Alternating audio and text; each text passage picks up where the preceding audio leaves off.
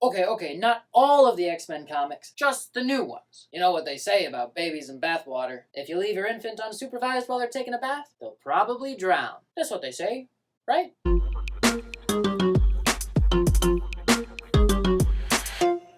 So if you look up opinion videos on new X-Men comics on YouTube, you'll probably notice a trend amongst the creators of those videos. I'm talking about accounts like Thinking Critical, John Della Rose, and Comic Pro Secrets, which is Ethan Van Sciver. Now, I refuse to be yet another white guy in a long list of white guys who complains about new comics being too woke, because that's not the problem. The problem is not gay characters infiltrating the sacred cisgender world of comic books. And I think the number of people who would claim that as the actual problem is a very small number of people. But it's very easy for this situation to look like a bunch of straight white men being fragile and homophobic, because a lot of the stories that they're complaining about are being written by queer writers such as Vita Ayala, Tini Howard, and Leah Williams. Now, I've never met any of these writers, but from what I've seen on YouTube, from interviews and other podcast type things they put up, they seem like pretty delightful people. And they seem to be deeply personally invested in making comics that are inclusive and involve lots of diverse representation. And X-Men comics have always been the perfect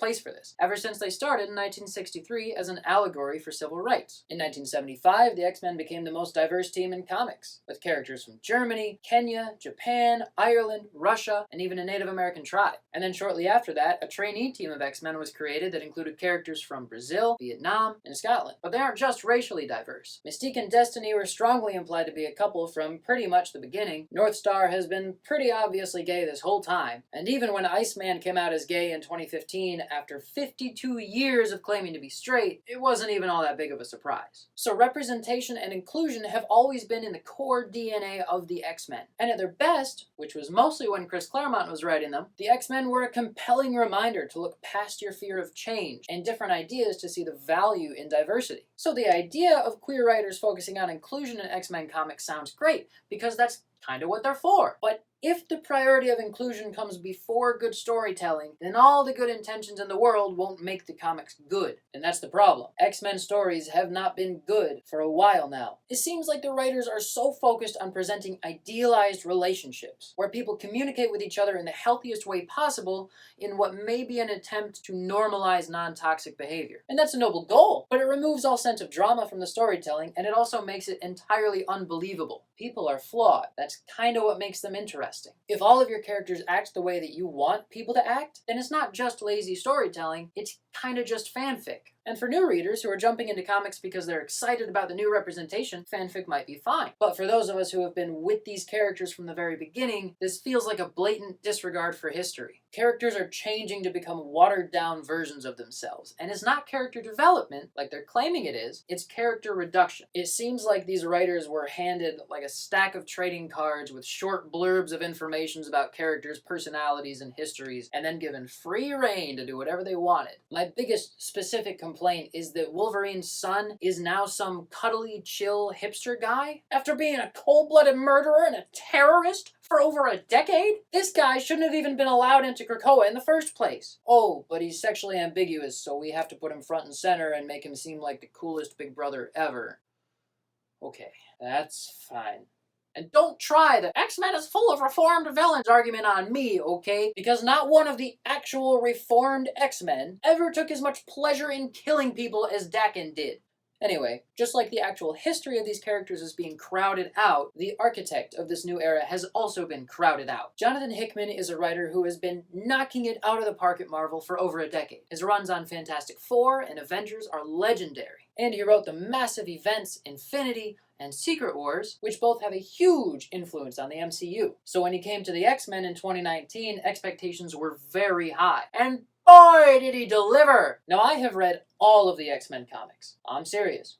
All of them. And the X-Men are deeply important to me personally. And Hickman's House of X, Powers of X miniseries was like a glorious ray of heavenly light bursting through the dark clouds of mediocre comics that Marvel had been publishing for years. It built on the history, but it gave us a new twist. It felt like coming home, but it also felt fresh and exciting. All the corners of the X universe were being explored in new ways, and it was the most exciting thing in comics. And that lasted about a year. What I've heard is that Hickman had a 3-year plan for his run on X-Men. 1 phase per year, and then he would be done. But when the end of the first phase was approaching, and he started preparing the rest of the creative team to move on to the next phase, they said, no thanks. The writers that had maybe a fraction of the critical acclaim that Hickman has told him no. So his plan goes out the window, he realizes he doesn't have any control over his own project anymore, and he starts to back away slowly. He writes the Inferno miniseries that's supposed to propel us into the next phase, but it doesn't really have any impact on the rest of the universe. So basically it's like it didn't even happen. And that was the beginning of the end of quality X-Men titles. Now, it's not as if X-Men was left with no good writers. Gerry Duggan, Ewing, and Kieron Gillen have all contributed excellent storytelling to comics in general, and Marvel in particular. And even Spurrier, who handles everything Nightcrawler related, doesn't get as much critical acclaim as those other guys, but I think he's pretty great. But as good as these other writers are, as soon as Hickman wasn't there to hold everything together, like Loki double-fisting the time streams, it all just started to drift apart. What happened in one series had no impact on any other series. The idea of all these series existing in the same space just melted away. And before, when there was a strong figurehead leading the whole franchise somewhere tangible, then it was okay to have some less than amazing stories being written by less than amazing writers off on the edges of the X universe where they wouldn't demand too much attention. Series like X Factor, X Core, Volume 2 of Marauders, the second half of New Mutants, Children of the Atom, and plenty more. But now that that new direction was muddled, these boring series became the new status quo. And even series that had been previously good, like X-Force, Immortal X-Men, and X-Men Red, started to lose their bite. So what we've ended up with is a bunch of disconnected stories about watered-down characters doing nothing in particular and talking to each other with two-dimensional dialogue that leads to no lasting character development. The whole X-universe is aimlessly trudging towards the demise it should have had a year ago.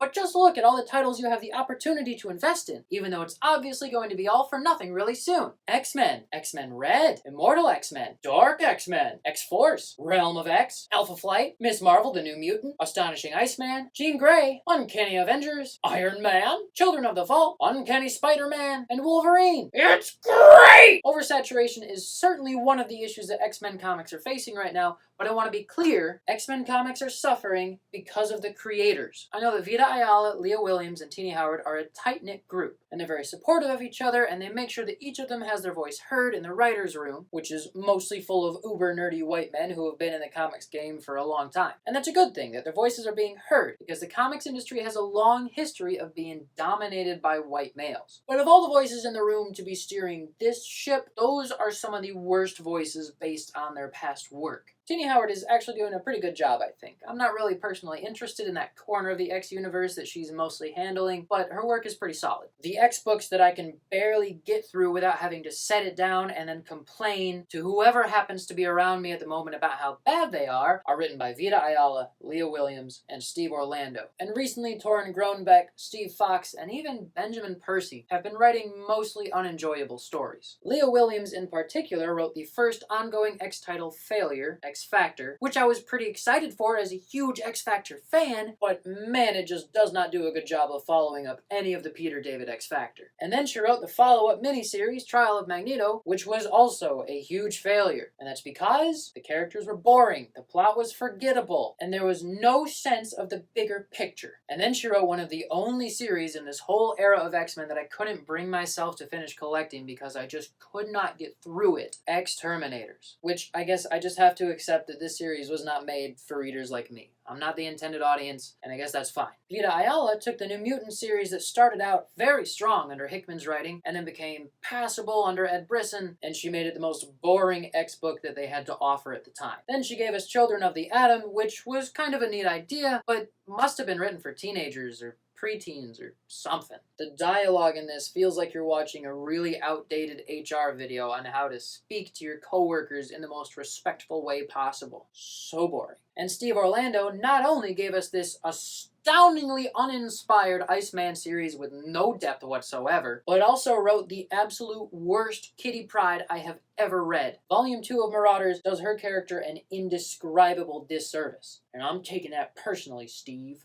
Torunn Grønbekk's Realm of X is a childish fairy tale with manufactured drama and characters who just need way too much validation. And Dark X-Men, which has a really interesting lineup, is about as interesting as a boiled hot dog. And I don't know what's going on with Ben Percy, but Wolverine has been struggling to be interesting for a while now. And X-Force as well is starting to feel pretty tired and strung out. And honestly, that's how I feel as a fan. Tired and strung out. Now, I'm trying to present as complete a perspective as I can, and I want to be logical about the state of these comics for the sake of my argument, but honestly, it's really emotionally draining to see these characters that I care so much about be written so poorly. I didn't even know these characters could suck this much. Yet another of the very few things in this world that bring me joy, ruined by short attention spans, clickbait mentality, and virtue signaling.